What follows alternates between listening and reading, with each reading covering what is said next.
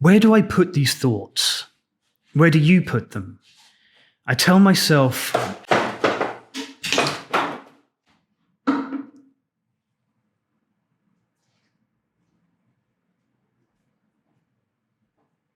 the dog just destroyed the set. Brothers, sisters, comrades and friends, welcome to Bad Country.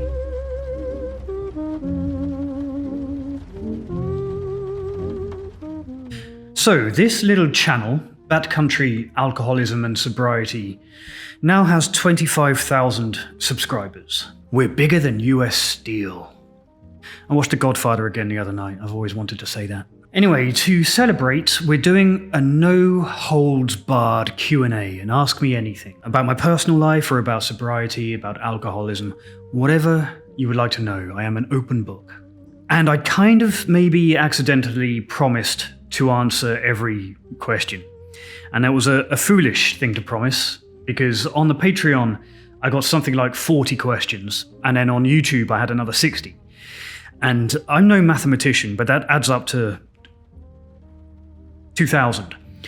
So I don't have time to do all of them in one video. I'm going to split this into two. The first one will be the questions from Patreon, and then I'll do a follow-up, a part 2, with the questions submitted here on YouTube. So we're doing Patreon first, because it's those guys kind of keeping the lights on around here. And if you'd like to be part of that very fast, very rapidly growing Patreon sobriety community, then head over there now. I know that everyone will be happy to have you. The link is in the description. If you go and sign up there, you'll have access to some kind of more unfiltered opinions and deeper dives and writing about sobriety that I don't have time or the inclination to do here on YouTube. It's good. It's going really well. With all that said, thank you very much for being here. If you're watching this and you're not subscribed, do so, but let's not fuck around any more than necessary. Let's go. Up first, we have Ben. Ben says, congratulations on 25,000 subs. Thank you very much. A blanket thank you to everybody who says that coming up, because a lot of people said that. Ben continues, I'm celebrating next week too with 1 year of sobriety. Congratulations on 1 year. That is a huge milestone, and you should make time, build time into your schedule to be proud of yourself for it. Ben asks, I still have relapsed dreams. In fact, I had one last night. It was very real, almost lucid. I was dreaming I was on my way to work while still under the influence, thinking, how could I have put myself in this situation again? I hate those dreams, but I hear they are a sign you are still committed to sobriety. What are your thoughts on these dreams? Thank you. Thank you for the excellent question, Ben, and for the opportunity to talk about the dreams before I do a full video about it, which I will. Because I think the dreams in sobriety are important. I think that they hold a kind of, or they help you understand your progress into and through sobriety. I have them too. I still have them semi-regularly, much like yours actually, Ben, in which I feel the anxiety and paranoia about being caught drinking, or I wake up feeling like having a dream that I've relapsed, and for a while after that I feel quite unsettled, like I have relapsed. Or a common one for me is being caught hiding empty bottles. That's another one of my kind of sobriety dreams. I think that the dreams are important because I felt like I turned a corner at exactly the same time that those dreams stopped being every night. For me, it was about 8 months, 9 months into sobriety that they stopped being every night and settled down into just being occasionally.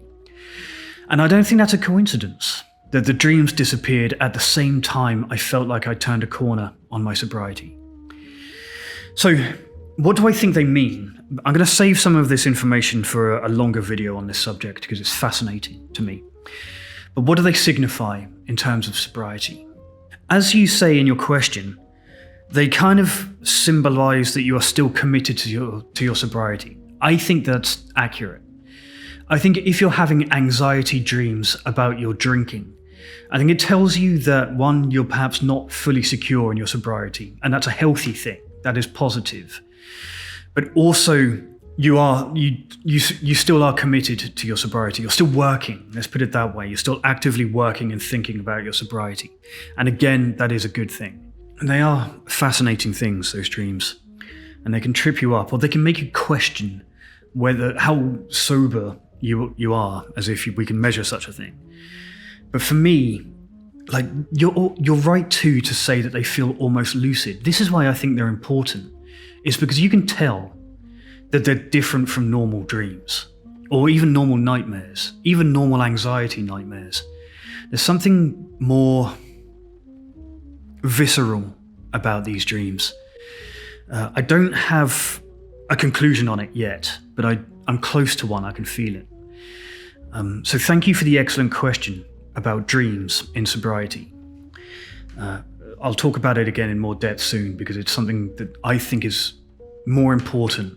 And the more people I speak to in sobriety, the more they have really weird commonalities. So it means something. Next question is from Paul over on the Patreon. Morning, Stu. Like others have already said, congratulations on your continuing success, both on YouTube and, more importantly, on your own sobriety. Thank you very much, Paul. And thank you for being such a vocal supporter as well. All I'd like to ask of you is please carry on doing what you do best, staying sober and helping others. Thank you, mate. Yeah, it means a lot to hear that. I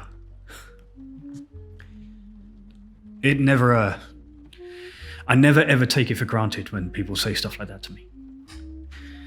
Brenda, thank you. Another vocal one, especially in the Patreon community. I really, really appreciate the comments that you've been leaving on my posts there. A big congratulations on reaching 25,000. Thank you. What tools can you recommend to one who is newly sober, again, to overcome the apathy, anhedonia, and fatigue? Some days it is all I can do to get out of bed. Yeah. I've been advised to take antidepressants, but after weaning myself off taking them after 11 years, I am loath to return. And then she adds, nah mihi. Thank you very much for that. Okay, tools specifically for apathy, anhedonia, and fatigue. Okay, so let's take the antidepressants aside for a moment, because I also am reluctant to go back on them unless absolutely necessary. So I understand where you're coming from when you say that, but I don't want to contradict any doctor's advice. If they're strongly advising you to do it, do it. But I also understand, I'm similar. I don't want to do it again either. So what tools are there available, especially for things like apathy, which is a very difficult one to tackle? I'll tell you how I did it. Endorphins. I found that kickstarting my dopaminergic system and my endorphins to be valuable. I had to force it. And I had to force it, unfortunately, through exercise, which I know is such a boring answer for a sober person to say. But that's what did it for me. It's about finding a system that works for you. If you're not much of an exerciser, then you need to be looking for other places to find the endorphins. Natural remedies or just pleasurable activities. It doesn't have to be exercise, but I find that to be easiest. Weights and cardio. My knees are rubbish. My knees are absolutely wrecked from years of kickboxing and overextending my knees. I used to run with weights and stuff. I just trashed my knees. So for me, it's kettlebells and cycling and that kind of thing. Cycling in particular, love it. So that's a really good way. Like, it takes a long time for the endorphins to start again. And for a long time, you put in so much effort for what feels like little reward. But when it comes back, it is, for me, talking only personally and without a medical background, it was better than the antidepressants. It just felt better. And that's where I'm at now. I'm not medicated. I rely on things that I enjoy for those kinds of rewards. Now, to the fatigue, again, a tricky one. And it's not as easy as just saying exercise. So I take a number of different supplements. I take creatine, first and foremost. Creatine, I keep pushing it to the point that I almost sound like a salesman, and I'm not. Creatine, like athletes take creatine, but there's a growing body of evidence that it is good for depression and it's good for brain fog. And that's been my experience. I credit creatine with quite a lot of benefits and virtually no side effects as far as I can tell. Creatine is one. I also take zinc. I take a B vitamin complex. I take magnesium with B6. Then I take that milk thistle for the liver. What else? Oh, vitamin C. And I do that every day. And that seems to be helping a lot. As you might know, I struggled with anhedonia for a long time, and I'm coming out of it, I think. It was replaced with depression for a little while recently, but I think I'm out of it again now. And I credit exercise and all of those supplements and having a life full of interesting stuff, stuff that I enjoy. So I hope that's useful. No one likes to hear exercise as a prescription, I'm aware. But there is no arguing against it. It's the best. Thank you for your questions. Congratulations on your sobriety as well. You added a separate note here. That's fantastic. Stay vigilant. Sarah, greetings from San Diego. I can't read the word San Diego without wanting to say it like Will Ferrell and Anchorman. San Diego. She continues, Slayer introduced me to you a few months back, and I'm stoked to be a warrior of the Bat Country tribe. I love Slayer so much. I'm glad to see him doing well. I'm glad to see him sober at the moment. I know he's going through it a little bit, but love that guy. Sarah asks, what are your thoughts about ketamine or psilocybin therapy for treating addiction or supplementing recovery? Thank you. Okay, I get this question regularly, and I've never quite clarified my position on it. And I think it comes up again in a moment in a different format. So I'll answer like this. First of all, my experience is different from everybody else's. Everybody's experience is unique. And it's also just my opinion. But I do have experience of psychedelics before I got sober. So I do know a little bit. I do know it. Here's where I stand. Anything to get you sober, right? If I have, for example, I have an artist in my DMs, and she was part of a ketamine trial in the UK, and just being in the trial got her sober, and she still does it as much as possible. So it was successful for her. But I've also heard the other side, in which ketamine has become a problem. Psilocybin is a little safer, as far as I understand, in terms of its, the potential risks. So I am scared of ketamine. I tried it as a student, didn't like it. Took too much, too fast.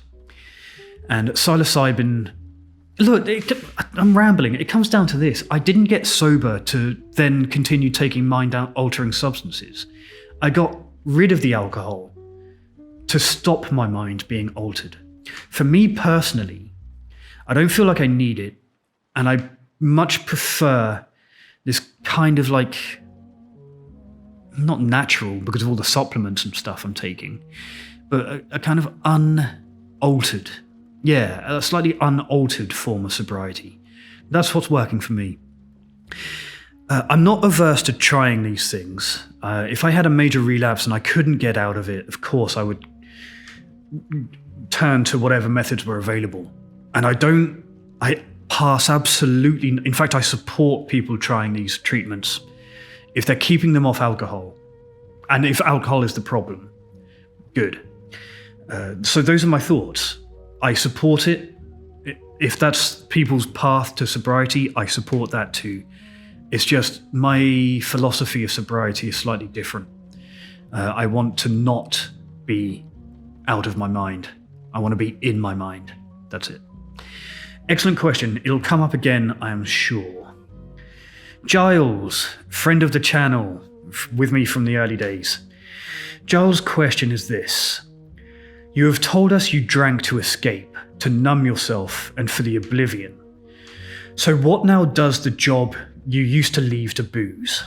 Or is it the case you just don't need to do that anymore? It's kind of a two-part question depending on your answer. Cheers. Thank you, Giles. Yes, so oblivion was the purpose that I drank.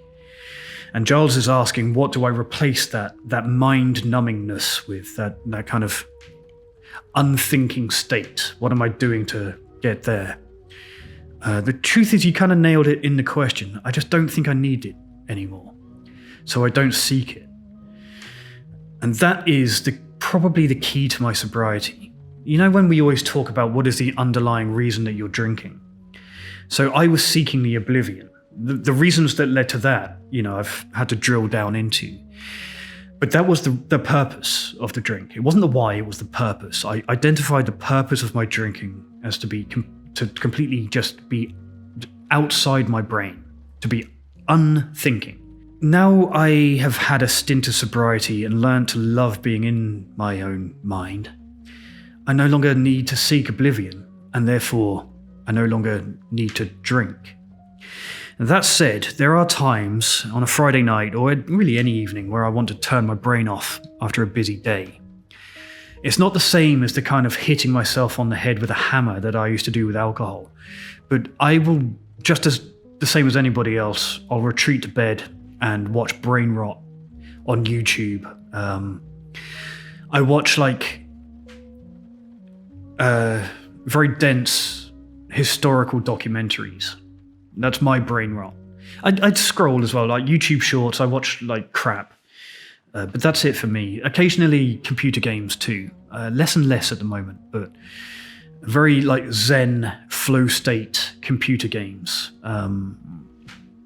SnowRunner is one that I've quoted before. I still play that one. Very easy racing games, nothing too challenging. That's what I go to. Boring stuff, boring sober stuff. Yeah. So yeah, to answer your question, I no longer need to seek the oblivion. That's it. Thank you for the excellent question, Giles. Good to have you with me. Scott asks, these days I have kids in high school and they go to parties where sometimes kids drink a lot very quickly and then end up with alcohol poisoning from drinking too much too fast and a trip to hospital that night. How did you keep this from happening to you every day? Was it paced so your body could take that volume, or was your tolerance just so high no amount would put you in an ambulance? Very good question. Okay, so a couple of different ways to answer this. I have had alcohol poisoning, so my judgment of the speed of my drinking was not always good. I didn't always go to hospital for it. I would suffer at home sometimes. But I think it's like this, when you're in high school, when you're that age, when you're high school age, it is quite simply hard to make you lose consciousness, right? So you will drink ungodly volumes, like dangerous volumes. And there's a very good chance that your average kind of 19-year-old alcohol poisoning level drinker is probably drinking technically more than me in that period of drinking. Might be drinking more than I did as a suicidal chronic alcoholic. And that's because you get to an age early 30s or so where the alcohol puts you to sleep.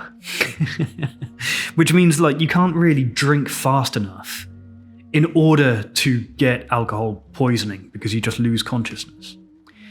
And you black out, you fall asleep, you fall over, whatever. It becomes hard to drink the amount that you need to be poisoned because your brain doesn't work the same. It's more likely to switch off. The exception is if you drain a big bottle of liquor, like vodka or whiskey or something, if you just drink that all in one go, then yeah, you will still end up with alcohol poisoning. But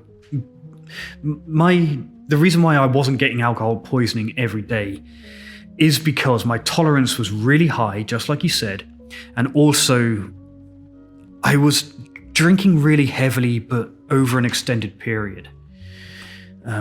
Which is why I was also not really like a falling down drunk, even when I was at my worst. I was just like a 0.4 blood alcohol concentration plateau. Like very dangerous, but not quite like alcohol poisoning. And I hope that answers it, is that it's threefold. One is my tolerance is just ridiculous. I was drinking at a relatively slow pace compared to your teenager who's drinking to alcohol poisoning. And third is that your metabolism changes in time and you just can't possibly drink. You can't physically drink that volume without going to sleep. Yeah, it's like those shows like Mad Men where it's all power businessmen drinking whiskey at lunch. That's why it's bullshit. It's because when you're in your 30s, 40s, and 50s, you drink whiskey at lunch, you're just going to lie down on the floor and have a nap. You're not going to get up and make important business decisions, much less write powerful, persuasive advertising copy. That's why that show is unrealistic. Okay, thank you for that excellent question, Scott. Debbie asks for 2 movies that she would like analysed. One is 28 Days with Sandra Bullock, and one is When a Man Loves a Woman. I will love to. I'll have to add it to the pile, especially because I love Sandra Bullock. She is an icon. So I will definitely go and analyse that. And then the question comes regarding hallucinosis. I have a recurring, extremely gory nightmare which started as a lengthy hallucination with my last withdrawal and continues into my sleep in sobriety. Any idea why it will not go away? And have you had hallucinations, flashbacks, nightmares, even in your own sobriety?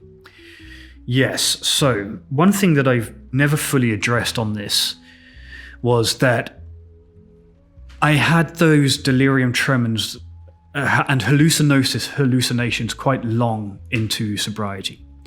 In fact, even in sobriety, when I have periods of very severe depression, I will have delusional thinking, borderline hallucinations then too. It's called psychotic depression, or major depressive disorder with psychosis. So I get it bad in general. But yeah, the things that I visualized in delirium tremens, I have PTSD from the delirium tremens, and those visualizations appear in my nightmares. Yeah. That might be it. Maybe that's the reason, frankly, Debbie. I don't underestimate how horrible that experience is. It's not uncommon to have PTSD, even though the trauma you were experiencing was not technically real, in inverted commas, big inverted commas for that, because you experience it as though it is real. That could be why. That's why you might still be seeing it. It's because you might need a separate kind of treatment just to treat what you went through when you were recovering from withdrawal. It depends a little bit on what it is that you're seeing as well, on what those specific visualizations are, because there is a chance there could be a clue. The hallucinations that we see, what I've learned about them is that they're not random in withdrawal. They are to an extent. They're certainly absurd and surreal, but they have a lot of commonalities, and a little bit like conventional dreams, I think there is a language to them. It's not just gore and violence and sex and weird animals and stuff. There is a kind of coded, syntax, a morphology is a better word to them. There is a morphology to these things. Which means they encode some language, they encode some meaning, and, at least partly. It's your subconscious communicating with your consciousness. So have a think about what it is that you're seeing and what it might symbolize. Like in abstract, and I'm talking, your subconscious communicates in very abstract and symbolic conceptual ways. And it might have some meaning for you if you take a look into what it is that you're seeing. thank you for the good question. I'll return to it in a longer video soon.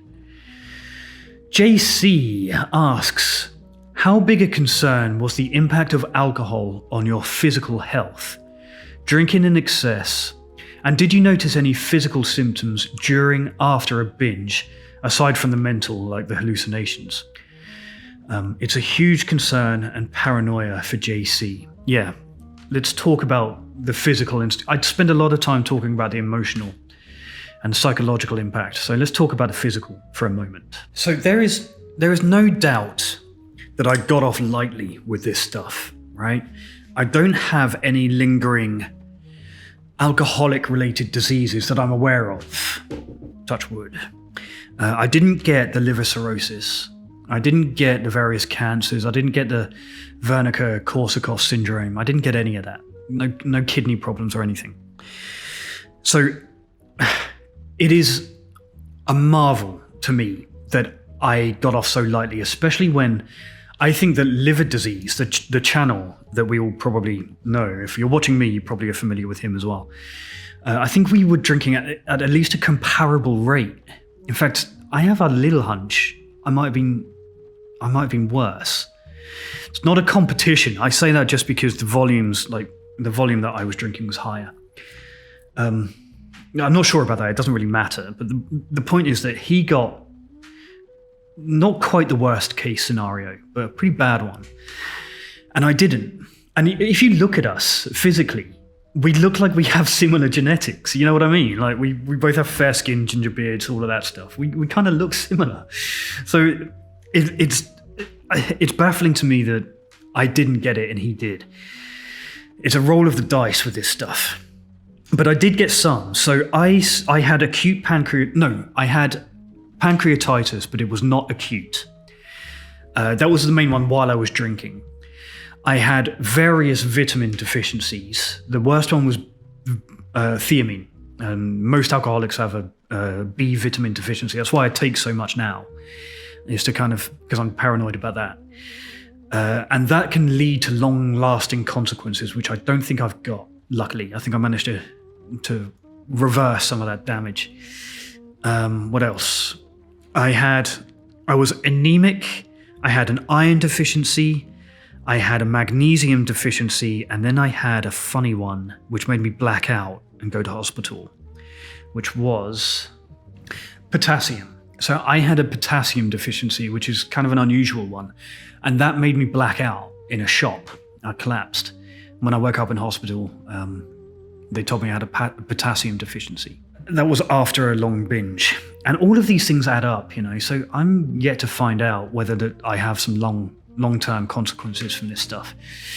But at the moment, yeah, I had some stuff, and I was at risk of some very serious stuff. And then, of course, there's all just the broken bones. Like the fact that I'm sure you noticed that I've got metal teeth. I've got a lot of metal in my mouth. And scars all over my face, million broken bones. All of that is in one way or another related to alcohol. So yeah, I got beat up, but I didn't get the disease side of it. I was very lucky in that regard. And a lot of what I had is reversible. And I feel pretty damn good considering what I put my body through. So don't be too paranoid, JC. If you get off the bottle and you start living healthily, any damage that's done is reversible. And even if you did get something very serious, there are ways to live with it. Thank you for the question. Marcos says, congrats on the 25,000. Thank you very much. Leaving Las Vegas. Do you think the writers missed an opportunity to make Elizabeth Shue's character a hallucination? I recall you mentioning how unrealistic their relationship was. This is a fun question. Thank you, Marcos. Okay, so a little while ago, if you haven't seen it, I did a review from an alcoholic's perspective of the movie Leaving Las Vegas.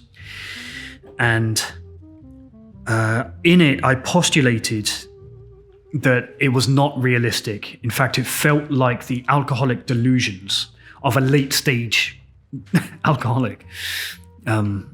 Based on my own experience with it. Did they miss an opportunity? I would postulate this, Marcos. Maybe they didn't miss that opportunity. Maybe with the right kind of eyes, with the right kind of reading. I think you can interpret it that way. I think that you could make a case that she is a hallucination.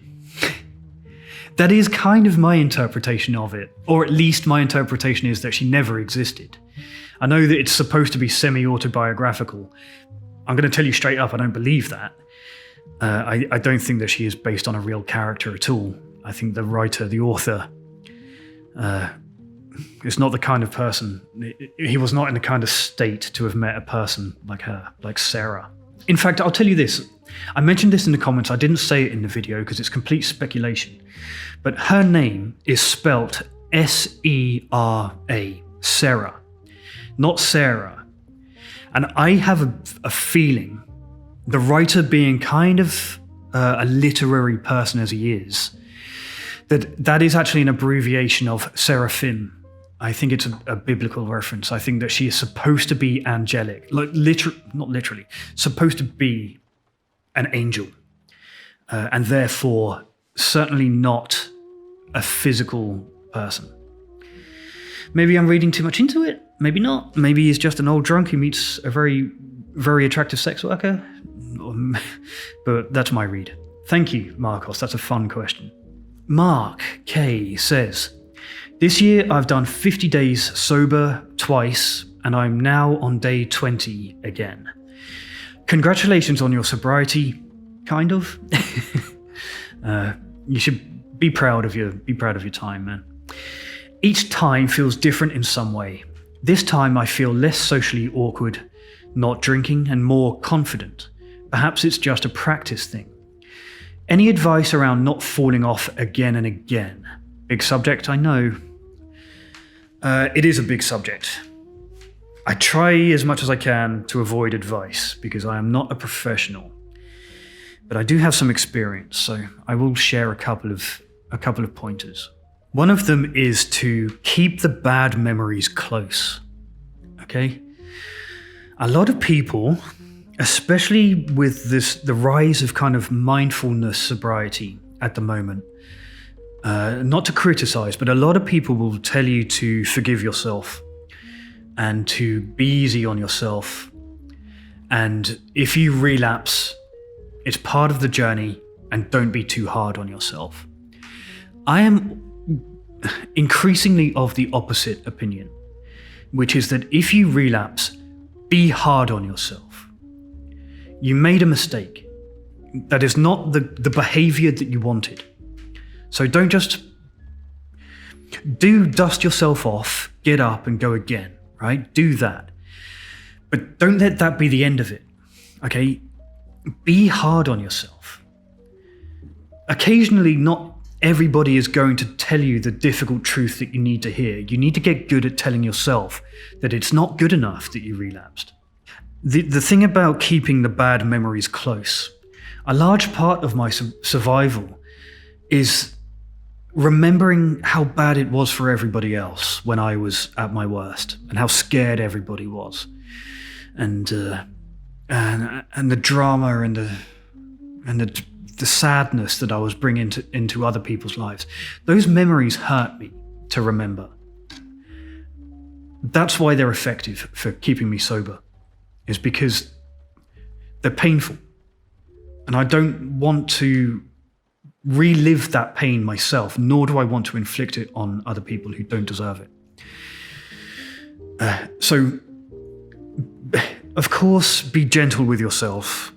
That's important too, especially in early sobriety. But also be hard on yourself. Like, you fucked up. Don't be afraid to tell yourself that. Look yourself in the eye in the mirror. Okay, so other tips. Negative visualization. This is one I stole from Stoicism, but is very much a part of just conventional sobriety. It's a normal tool. It's a normal technique. Sometimes called playing the tape forward in AA speak. And negative visualization, I take the ancient Stoic version of it, which is a much more brutal version of doing it, which is about imagining the very worst outcomes of your drinking before you take the first drink. Not just playing the tape forward and being like, well, I fucked up before, I might go back to jail. I mean, really thinking about, not so much instead of thinking about what if I get a DUI, think about what if in the course of getting a DUI, I strike another car and there are children in the car and the children don't survive, but the parents do. That's what I consider negative visualization. More than playing the tape forward. You have to do this brutally for it to work. And yeah, it's a bummer. It's a bummer to do. It's very morbid, but that's it. Don't imagine generally the worst case scenario. Imagine the specifics of that worst case scenario. And try to imagine what other people would feel like. And the others are learning, like you mentioned the word practice in your question. That's kind of a good way to put it, to be honest, because a lot of it is like learning what is an urge in disguise and then staying vigilant against it and being guarded against it. And that does take some practice. You do have to go round the roundabout a little bit for you to learn your own urges in disguise. When I say an urge in disguise, what I mean is something like, I'll give you an example, because they don't always feel like urges. For example, okay, so here's one. Let's say you reach the milestone 50 days, and then your brain tells you that you should reward yourself. You've proved that 50-day stint that you've got proves that you can turn it on and off, and that you are in control, and you know where the off switch is, so you're probably safe to take a drink. Right, that doesn't feel like an urge to drink, but that's what it is. It's an urge in disguise. False confidence. So be wary, learn what they are for you. I've got a million of those. I still have them. I don't get urges so much as urges in disguise now. They're very sneaky. I hope that helps. I would do a whole video on surviving that kind of stuff, but it feels dangerously like advice. I'm not sure I'm in the position to do that. Okay, next question is from Rimmer. That's a very complicated surname. I'm not sure how to pronounce that. Did that annoy you? Did that annoy you, Rimmer? Rimmer asks, what's your favorite type of cake? Cheese. Oh, you know that thing you made for me once? I don't think it qualifies as a cake, but when you melted the after eights and then turned it into fudge and then froze it, that's the best thing I've ever had. I can't, we've had this conversation away from the camera, but that.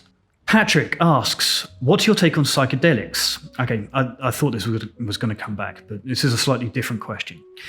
Would you still consider yourself sober if you used psilocybin or MDMA as tools to help you with your recovery? And if not, in a therapeutic context, how about recreationally? Here's what I think. If I was using MDMA to keep myself sober from alcohol, I would call myself sober from alcohol. That's how I would sum that up. I don't think you can call yourself... I get bogged down in these arguments all the time about, well, if you're addicted to sugar, blah, blah, blah, blah, are you really sober from everything? And I don't give a fuck. Like, whatever the main thing is that was causing you a problem, once you've stopped doing that thing, you're sober from that thing. If I was taking mushrooms to be sober from alcohol, then all I could say was that I was sober from alcohol. And I don't question that when people say it to me. Fine, if you're sober, if the thing that if your problem was alcohol and you're sober from alcohol, I think you're free to say you're sober. I don't care. Like, we police ourselves a little bit too much in this regard. So, yeah. But what's my take on psychedelics? Just to reiterate what I said earlier, I didn't get sober to continue getting out of my mind. I got sober to be in my mind. That's how I feel about psychedelics. And I have no urge to... I have a fear of hallucinating now. That's real to me. because the delirium tremens those hallucinations were so traumatic that even the thought of being hypnotized now is scary to me. I have a genuine phobia of it.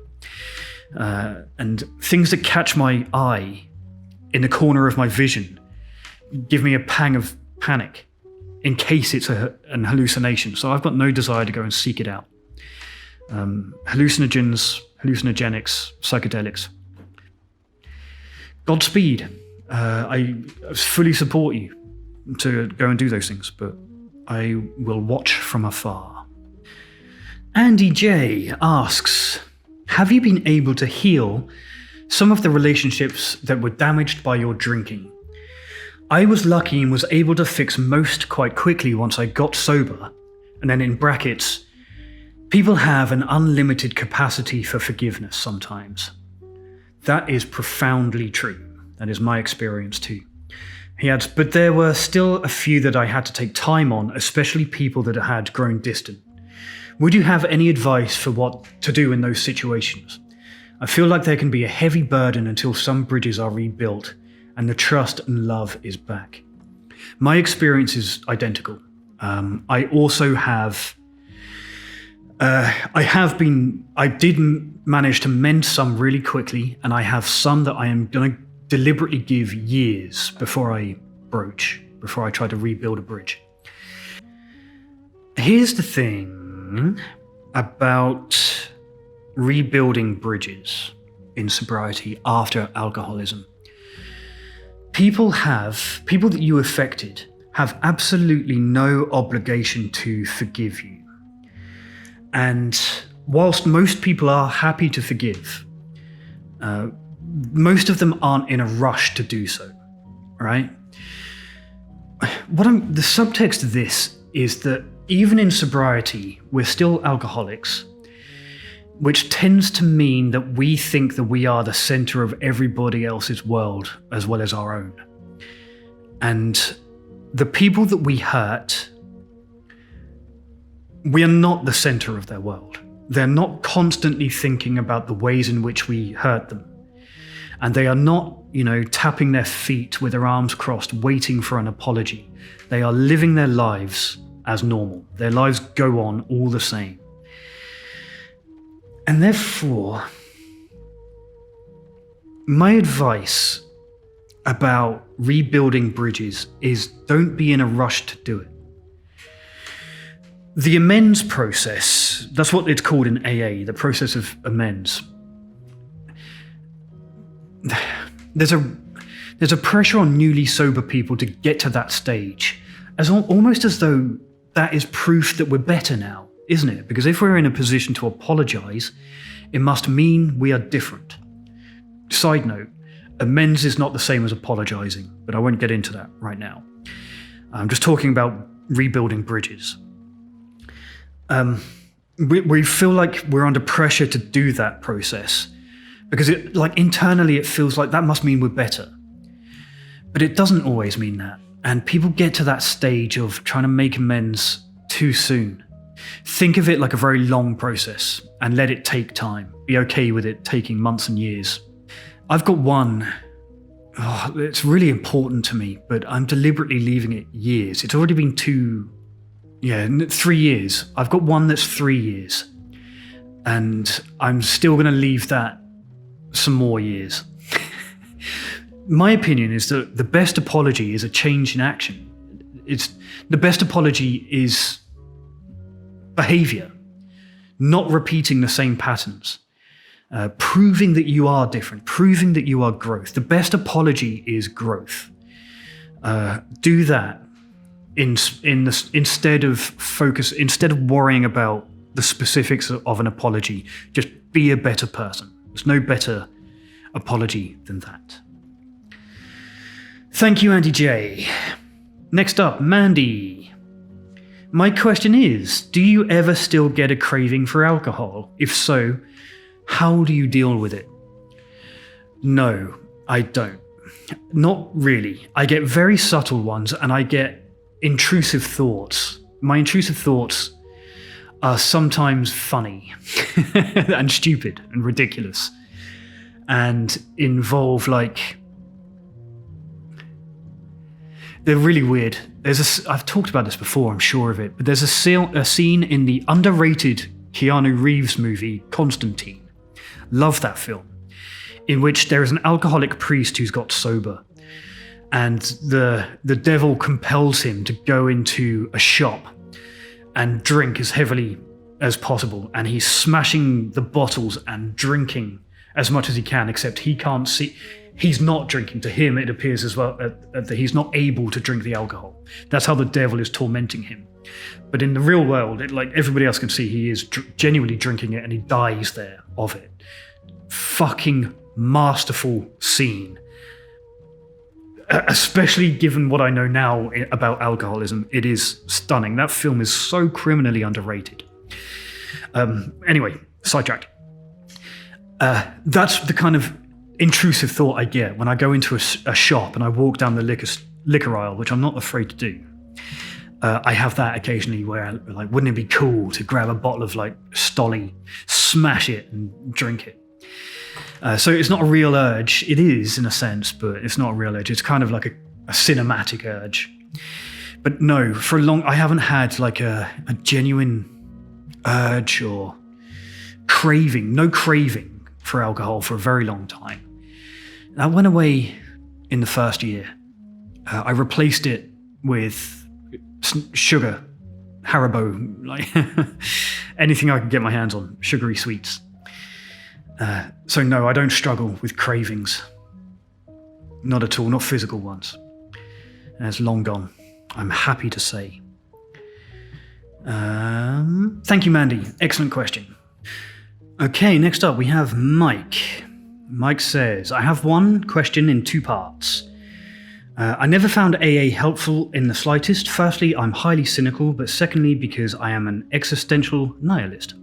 An absurdist. My readings of Camus, Kierkegaard and Sartre, etc. gave me great solace in my alcohol journey. Me too. This question I already know how I'd answer, but wondering what you'd say. Okay, so talking about absurdism and existentialism, do you think that there is a place for this sort of philosophy as part or even wholly separate and exclusive from the traditional higher power methodology in AA? I would say that it is there isn't just a place for this sort of philosophy as wholly separate or exclusive, but as a replacement for. It's like this. I'm going to alienate a lot of people when I say this, okay? And I don't mean to, because all paths to sobriety are valid, and I'm not passing judgment when I say this. It is simply an observation coupled to an opinion. It's like this. A lot of people with atheist leanings who go to AA ask about how to navigate the higher power stuff, how to navigate the God stuff, how to navigate it. When I think there is a question about whether it is necessary at all. Very few people seem to question that. The idea of the higher power, especially in 12-step programs, is so deeply ingrained in the system of recovery that it just doesn't get questioned. Like a fundamental question like that doesn't get raised very often, because the idea of a higher power is itself fundamental. And I am not convinced that it is necessary to believe in a higher power at all. I don't have one. What is necessary is some kind of system. And you've proposed some philosophical systems here, namely absurdism, existentialism, nihilism, and quoted some very powerful thinkers, Camus for absurdism and Kierkegaard and Sartre for existentialism. And I really vibe with that. My own is slightly different. I found the kind of conceptual philosophy, like existentialism, to be very rewarding and challenging and fun. But in the end, I needed something slightly more practical, which ended up to be Stoicism. That's what stuck for me. So in terms of taking in various philosophies which are useful in sobriety, yeah, I think nihilism and existentialism are more fun to read. They're more fun to study. But when it comes down to requiring a practical philosophy that has tools that you can use, then Stoicism turned out to be more useful for me. Some people gravitate towards Buddhism, which is kind of like a bit of a blend, a bit of a common ground between the more conceptual philosophies, the kind of metaphysical philosophies, as well as kind of practical ones. But for me, I landed on Stoicism. But just to reiterate that point, I believe so profoundly that the philosophies that you're espousing here are not just, how did you phrase it? There's not just a place for them. I think that they can be replacements for a higher power if you're struggling to find a higher power. But I take issue with like the necessity of having a higher power in general, because my kind of sobriety is all about personal responsibility, taking accountability. That's where AA and I part ways, is when AA's very first step is to get you to admit that you are powerless over alcohol. My philosophy is different. I think that you need to find that power over alcohol. It is within you. Any time that you are not drinking, you are exerting power over alcohol.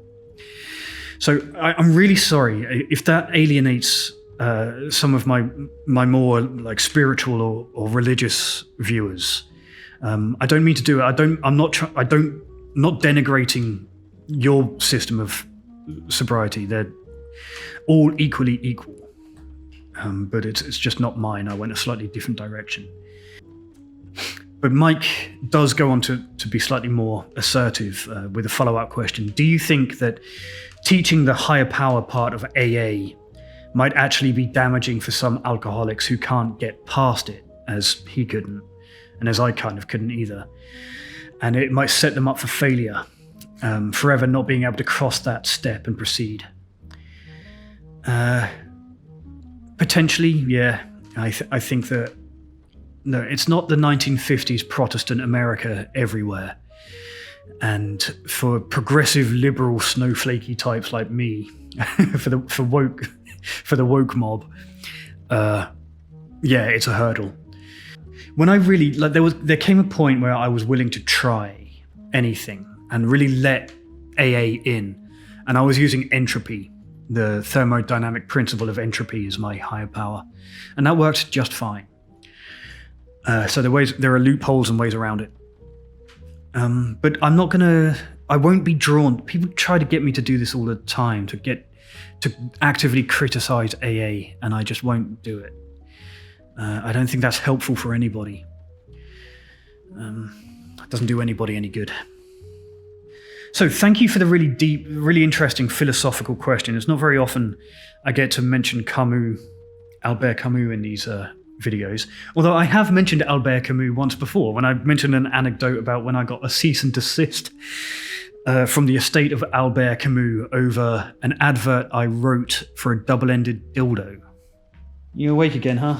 You want to be in the video? You want to be on the television? Up you come. Up. Yeah, there you are. Hello. There you are in the Q&A. Look at you pretty dog. All right. Jem says, I have so many questions. Where to start?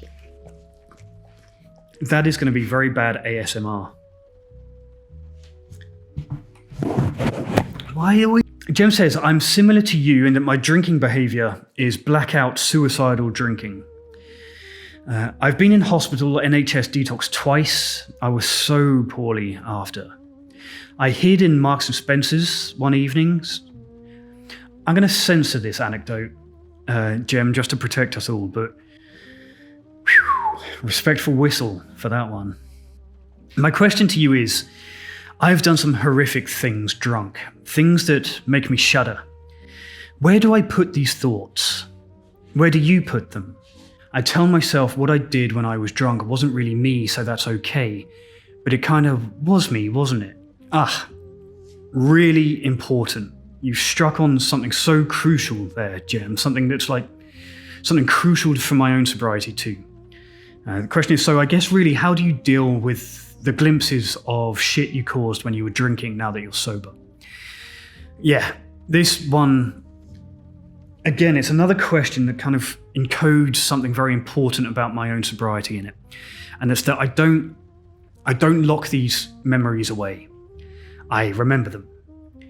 And I live with them. And I let them be painful. I don't believe, for example, that the truth comes out when you're drunk.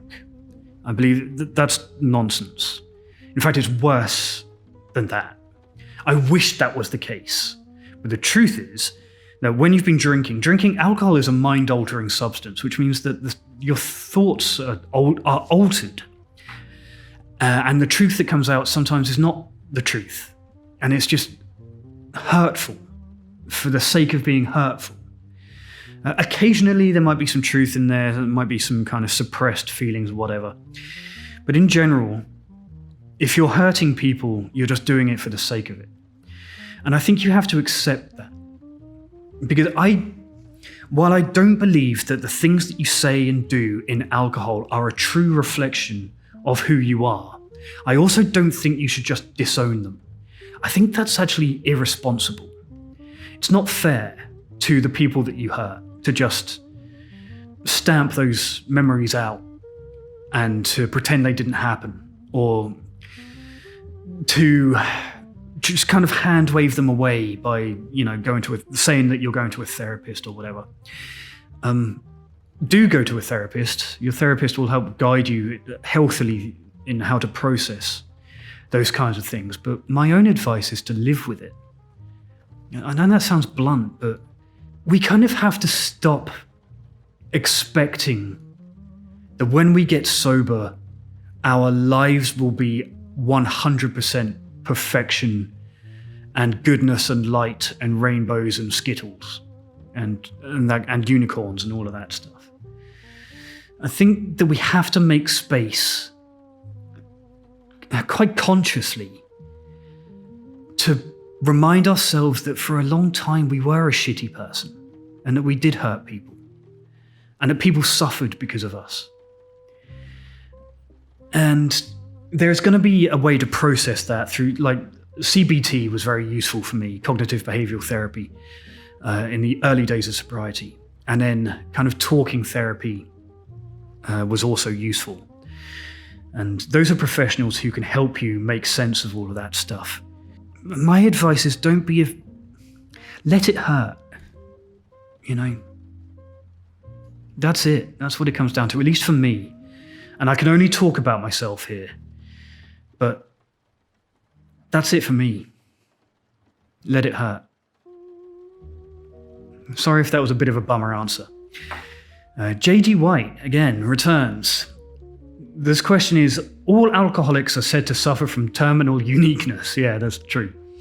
In your time on the channel and outside it, what are the most common patterns you notice in long-term sober people, particularly around mindset? How does hypervigilance gradually evolve into something more sustainable, if at all? Man, that is excellent. That is a really nuanced question. What patterns are common among long-term sober people? One of them, surprisingly, is neurodivergence. The longer I go speaking and interacting with other sober people, the higher the rates of things like ADHD and OCD and autism and various other neurodivergent diagnoses I discover. But that's one. Neurodivergence is unusually common. Another one is, you mentioned terminal uniqueness. That's everyone. But an offshoot of that is, I find people in long-term sobriety to have both very high self-esteem, but to also be incredibly self-critical. I'm that. That's me. So my self-esteem after a couple of years of sobriety and after this rewarding process of doing this YouTube channel, my self-esteem is generally pretty good. But I'm also incredibly self-critical. So that's another one. I kind of touched on it a moment ago. Another one would be emotional maturity. That is, the process of getting sober is also a process of becoming emotionally mature, of learning your way around your own emotions. So the longer the sobriety, the better in tune people seem to be. And that's reassuring.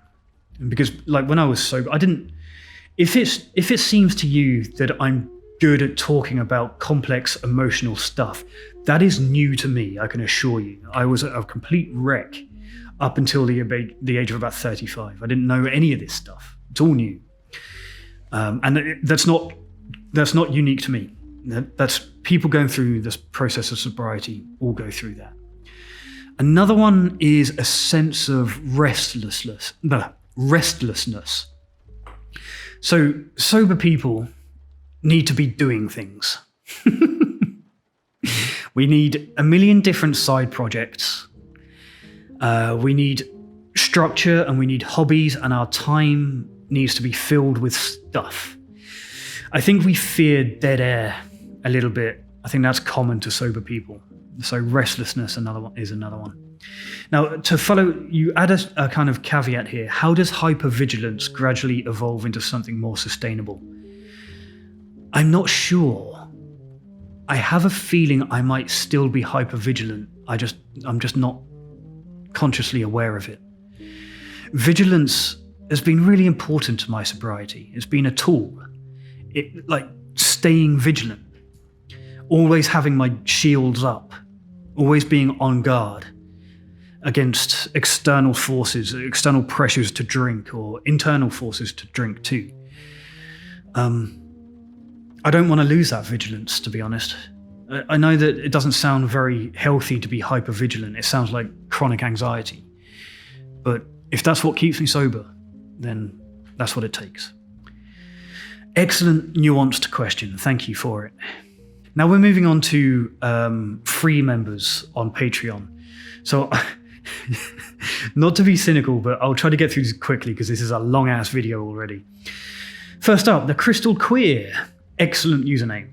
My question is, do you have any specific advice for those trying to navigate sobriety and general drinking culture within the hospitality industry? Yep, leave. Not to be flippant, right? The hospitality industry, that's like waiting and cooking and serving and that kind of thing, is a very difficult industry to be sober in. And especially if you're not self-employed. So if you're self-employed, like in general, I think it's easier to create your life in the way that you want it if you're self-employed. If you're in the self-employed catering and service industry, the hospitality industry, if you're self-employed, then you can build ways to avoid being around alcohol all the time. Otherwise, like, I know that you might love it. I know if you're employed, you might love the hospitality industry. But being brutally honest, it might not be for you. You know, you might have to weigh up how important your sobriety is versus how much you love that job. That's maybe honesty that you weren't quite prepared for. But I would suggest, like, for example, if you are a chef, if that's your realm of the hospitality industry, then become a private chef. Or work in a place where you're developing menus, that kind of thing. If you are front of house, it's a lot more difficult, frankly. I mean, unless you, like, I wish there were more people setting up sober bars. So maybe there's a future in that for you. Talk to me about it, because I really want to do it at some point. But it's really hard. So my advice is think about whether it is the right career, if it's threatening your sobriety. Very few industries are an active threat to sobriety like that one. So, sorry. No good advice, I'm afraid. Next up, Gilhelma. My question revolves around a video of yours about shame and guilt, where you mentioned you don't exactly pursue your family's compassion or forgiveness. I would like to know how exactly your addiction affected them, and if they did forgive you in the end, and if there were some that completely cut you out. Did you try to make the amends as well? With my immediate family, I didn't make amends as such. I changed my life. Every day I make amends to my family just by being a better, sober person. How it actually affected them, I don't want to go into, I should let them do it really. So maybe I'll follow this up. There is a reason why I might follow this up coming up, and I might include my family in that one. So stay tuned for a later video, but I'll tell you that my alcoholism directly affected their health, directly affected their finances, directly affected their stability. Stress is a terrible thing. Puts a lot of pressure on a person. So it's a great question, thank you for it, but I want to address it. I want to do it justice in a separate video. Danielle asks, what is your opinion or experience with telling people outside of recovery circles about your addiction? Great question. Like, of course, you wouldn't walk up to a stranger in the street and be like, hello, nice weather today. Oh, I drank myself so crazy I hallucinated about bats. But seriously, within reason, if you were talking to someone normal, what do you think or tell people? Okay, so I will tell people openly that I had a problem with alcohol. But I have different levels of how much information I will give away depending on the conversation and who I'm talking to.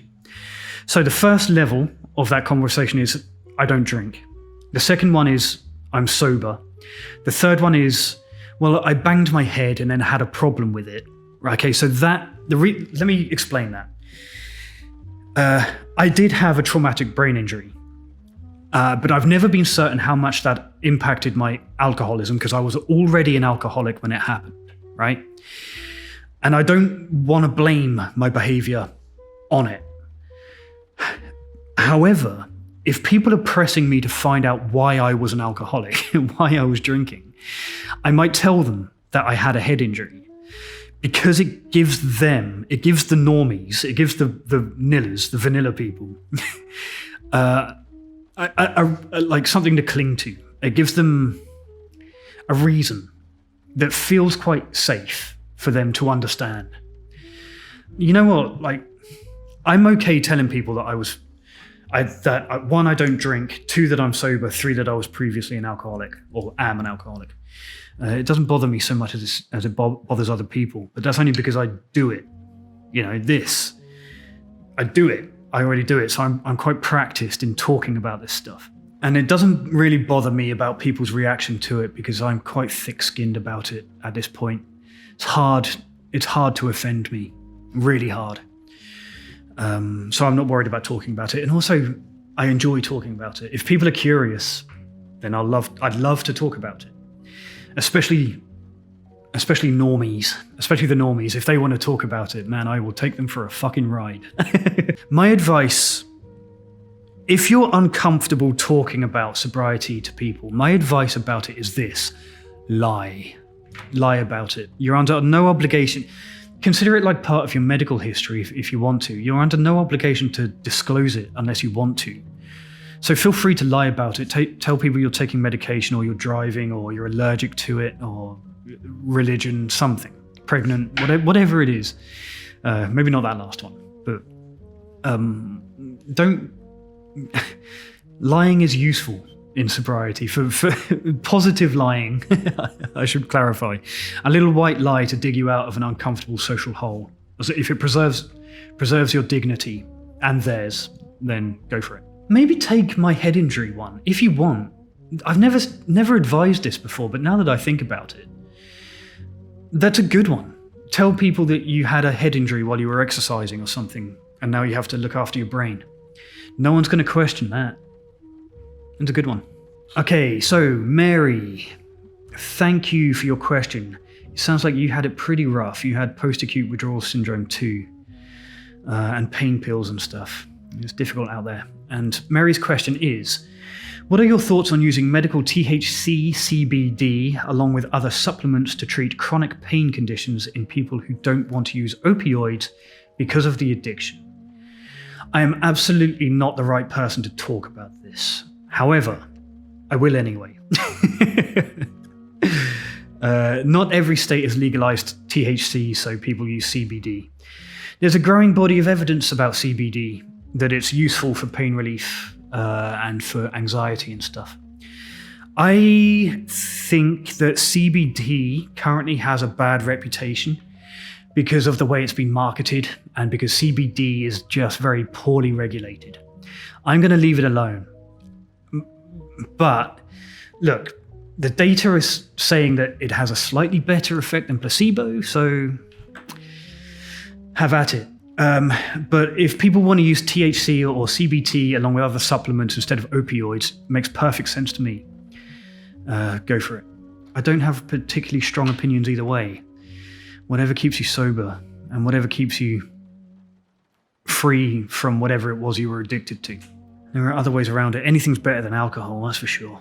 Dommy asks, did you ever experience something while drunk and have one recollection of events, but then after getting sober down the line, you realized you were dead wrong? Huh. Did I have a completely erroneous memory? Timelines, certainly. All of my dates are wrong. Even when I recount them on this channel, sometimes like I'm out by years. I don't think I had any straight up incorrect memories. I must have done. But none that I recall. One. Oh, okay, one. So, one that I do recall. I mentioned this recently, so it's in my mind. I called the police while I was in delirium tremens, and then they arrived. Except my parents told me recently that they didn't actually arrive. So that's one. That's more like a delusion or a hallucination, really. But yeah, I thought I'd brought the police to my house when I hadn't. I have plenty of things that I regret doing when I was drinking. But no, not really the dodgy memory one. I know what you mean. If you've got an example of it, please do leave it in the comments, but no. But thank you for the fun question. Another here. Maybe not a question to you per se, but the YouTuber Living with Liver Disease once made a fascinating video about his wife's experience, and I was wondering if you would be willing to ask your girlfriend about her view of events and give her perspective, even if it's just a text for you to read for us while keeping her privacy. Okay, Dommy, so I went and spoke to my girlfriend about this, and she did supply me with a kind of statement that I was going to read like it was a press conference, you know, like I was a lawyer or something. But it was so important, and what she'd said was so powerful, that we have decided to save it for another video, because I don't want it to get lost. It felt too important to get lost in a Q&A video, frankly. So we're going to set that aside and do a separate video about her experience. She is also a sober person, and our relationship, there's a lot of sobriety talk in it. In fact, if you go right back really far on the channel, you can see us both talking on camera, doing like some fun little kind of sobriety YouTube videos together for the channel. So we talk about it a lot, but I haven't covered her experience. I have seen Liver Disease's video that you mentioned, and I thought that was powerful too. I thought that was important. So that's what I'm going to do. I think I will add into that my parents. We talked about it a moment ago. So in the near future, I'm going to do a video in which I share my girlfriend's experience, however she wants to do that, and also get some input from my parents about it. That is going to be a fucking dreadful experience for me. I'll say that up front. Because even reading my girlfriend's text, the message that she wrote for this video was pretty brutal. So Not looking forward to that one, I have to be honest. Accountability is great in that, but occasionally you actually have to do it, which sucks. But thank you for the great question. I'm sorry I didn't answer it compellingly or comprehensively right now, but I will. It's a big one. And then finally, Mezzy, congratulations on the subscriptions. You've spoken about your parents in some of your videos, and I'd be interested if you would consider giving their perspective in a video. Right, so another one similar to the previous. I will. In fact, they were here recently. They came to visit me. We don't live in the same country, so they flew out to spend a week with me. And before they arrived, I played with the idea of asking them if they wanted to be on camera and to share their thoughts, and decided to not even raise it. Because I didn't want their visit to be about that, you know. We talk very openly about the sobriety and the alcoholism now too, but I didn't want their visit to be dominated by it. Instead, I wanted to show them that life was good and that I was in a better place. So I didn't do it, but I think I'll find a way to get them on the channel if they're willing to share their experience. You know, I haven't approached them about it yet, but yeah, we'll figure out a way to get it done. Like I just said to Dommy, fucking dreading that one. That is going to be horrible for me. Okay, and that is it. Thank you to the question askers over on the Patreon. If you are interested in getting a little bit closer to the backcountry community and you want to contribute a little bit more actively and have a kind of more direct line to me, the Patreon is the way to do it, as you can see.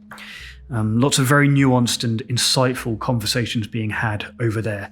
The link is in the description. It means a lot. It means I can just have a slightly more direct line with you, and I can say things there that I can't necessarily say here. I can provide more context, and I can write a little bit more there, which I like to do.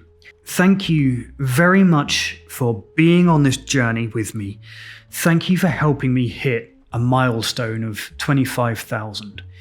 It is quite wild to be here in that position, to be bigger than US Steel. And as always, thank you for watching, and good luck out there.